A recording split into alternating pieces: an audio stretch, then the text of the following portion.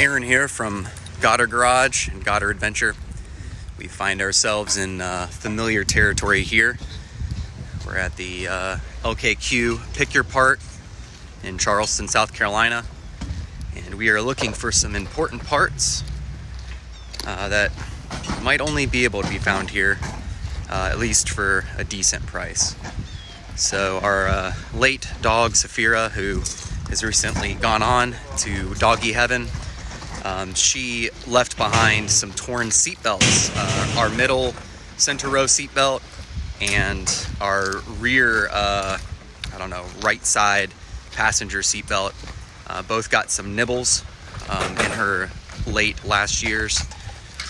So we're hoping to find some seatbelts in good condition. I'm gonna pair this seatbelt replacement probably with our headliner replacement as well, which is something I've been meaning to do for a long time. I've got the fabric and everything, I just haven't gotten to do it, so that's gonna be really awesome. But the reason I like this pull apart or pick your part is that it has an app that comes with it. I'll have some pictures here, but basically it lets you have a garage of vehicles, and then when a vehicle becomes available, it actually proactively notifies you, which is really nice.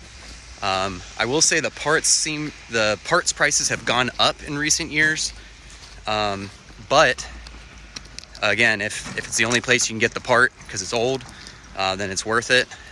So check the prices before you come to the yard, just to see if it's better off buying something third party or even OEM. But here we go. We've got a blue Pilot up here. I'm hoping that it's got some parts. This is the only one in the yard today, so we'll see. Looks like the headliner's already falling down, which is actually great for us.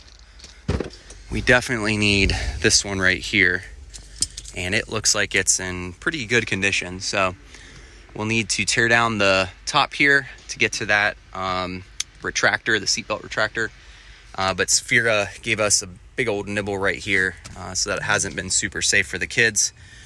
But while we're at it, it's always worthwhile to kind of scope around, see if there's anything that's worth grabbing. I know we've lost this flappy thing here. I doubt that it's easy to take off, but you never know. You could replace that on the vehicle. But let me do some scouting here and I'll be right back with you. It did occur to me, because this vehicle could have been in an accident, make sure the seatbelts work. Sometimes the seatbelt retractors can have like a fail-safe that like locks them up permanently.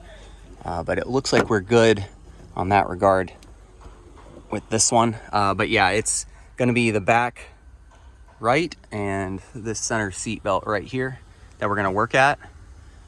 So I'm gonna start with the back right.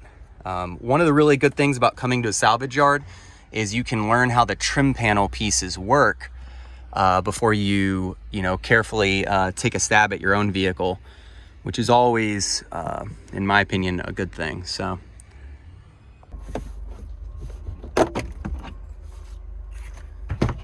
down we go.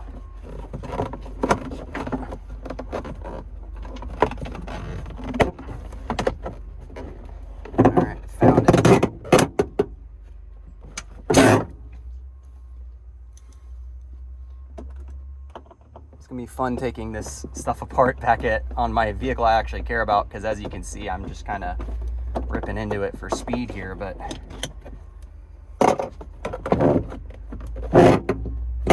sorry, there's two 14 mil sockets on the sides and then two 12 or 10 millimeter sockets right here. We'll work to get those out. All right, so we got the little bed here pried up a little bit. It's actually easier to install it in my Pilot because I've actually removed this plastic bit to allow more storage, but just about got this seatbelt retractor out. Now we just have to focus on these 10 mil bolts here holding up the seatbelt guide. They're going to be super simple.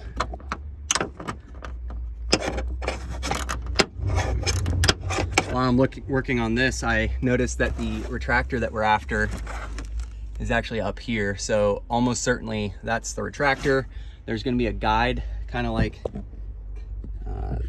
let's see. go a little wider. Kind of like this that I have to get to, and then I have to pop the plastic bit up into the roof. All right, and just like that, we got the first seat belt retractor.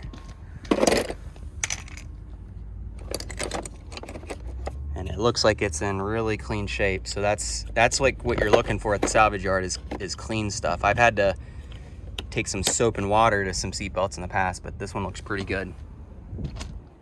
It seems like it's got to have some coverage, so we're gonna take a look at how this is fastened in here.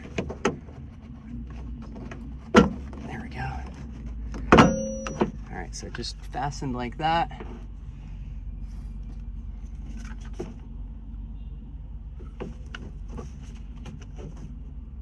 All right, there's a lot more happening on this bracket than I was anticipating. I think we're gonna have to kind of do some brute force on this thing. So see what we can do. So I kind of tore down here, and I think from this angle I can get to everything I need to. You can see how this works. There's a lot of reinforcement up here. Oh wait, I'm even looking at the wrong one. It's this one right here. That one's got 2 bolts. Let's get started on it. All right, I took out the 10 mil bolt that was in front of the retainer up there. Took out the little one here. So both the retainer and the retractor are both held by just 2 14 millimeter bolts that are almost out up there, and one back here. So I'm gonna take that out all the way. And just like that, we have 2 new to our pilot retractors. Now the next project is to get our headliner down and our trim pieces off without completely exploding them. We'll take a real careful attempt at that. But I'm looking forward to that. It's been a long time coming. I'm definitely looking forward to fixing the pilot up and having it run alongside our Passport. The pilot will be a little bit more utilitarian, and the Passport will be a little bit more creature comfort, though I am planning on making the Passport into a beast. If you don't mind, head over to Goddard Garage and give it a subscribe. We're trying to get that channel built up so we can separate our repair videos from our adventure videos. I believe the audience for both are very separate, and our channels will both independently grow better, with the audiences split, repair people and adventure people. But I appreciate you guys giving this a watch, and we'll catch you guys on the next repair and on the next adventure. Aaron out.